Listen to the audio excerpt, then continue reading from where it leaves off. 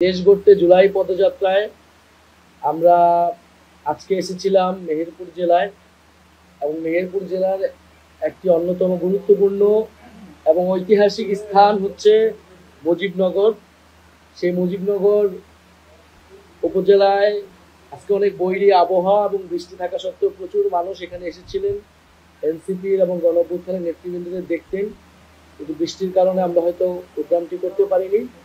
কিন্তু একটা সুন্দর একটা অফিস এখানে নেওয়া হয়েছে। আমরা জানি যে খুবই ঐতিহাসিক একটা জায়গা, যার পূর্ব নাম ছিল বৈদ্যনাথ তলা, যেখানে স্বাধীনতার ঘোষণাপত্র পাঠ করা হয়েছিল, শপথ পাঠ করা হয়েছিল অস্থায়ী সরকারের। এবং এই স্বাধীনতা ঘোষণাপত্রের মূল মন্ত্র ছিল তিনটি, যে সাম্য, সামাজিক ন্যায় বিচার তথা ইনসাফ এবং মানবিক মর্যাদা। আমরা ৭১ সালে কিন্তু এই তিনটা শব্দ নিয়ে আমরা স্বাধীনতা বাংলাদেশের সূচনা করেছিলাম এবং এই তিনটা মূলমন্ত্র এবং এই ঘোষণাপত্র পাঠ করা হয়েছিল এই মুজিবনগর থেকে। ফলে মুজিবনগর ঐতিহাসিকভাবে খুবই গুরুত্বপূর্ণ একটা জায়গা এবং এই তিনটা মূলমন্ত্র আমরা বাংলাদেশের ৫৩-৫৪ বছর হইলেও আমরা এখনো অর্জন করতে পারিনি।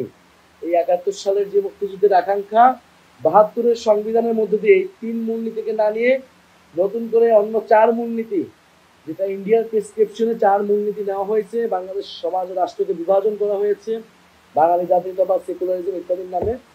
আমাদের এখন যে ২৪-এর গণ অভ্যুত্থান, সেটার কিন্তু লড়াই হইতেছে এই মুজিববাদী সংবিধানের বিরুদ্ধে। আমরা এই ৪ মূলনীতিকে, এই মুজিববাদী সংবিধানকে, ভিত্তিটাকে সরিয়ে দিয়ে মুজিবনগরের যে আসল ঘোষণাপত্র পাঠ করা হয়েছিল, সাম্য, মানবিক মর্যাদা এবং সামাজিক ন্যায় বিচার, তার ভিত্তিতে ২৪-এর গণ অভ্যুত্থানের ভিত্তিতে আমরা নতুন সংবিধান করতে চাচ্ছি।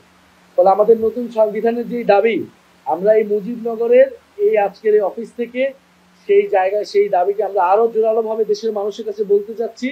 এই মুজিবনগর থেকেই সাম্য, সামাজিক ন্যায় বিচার এবং মানবিক মর্যাদার কথা বলে বাংলাদেশ রাষ্ট্র শুরু হয়েছিল। সাধারণ মানুষকে সাথে নিয়ে, ছাত্র জনতার সাথে নিয়ে সেই মানবিক মর্যাদা, সামাজিক ন্যায় বিচার এবং সাম্যের বাংলাদেশ গড়ে তুলতে পারবে।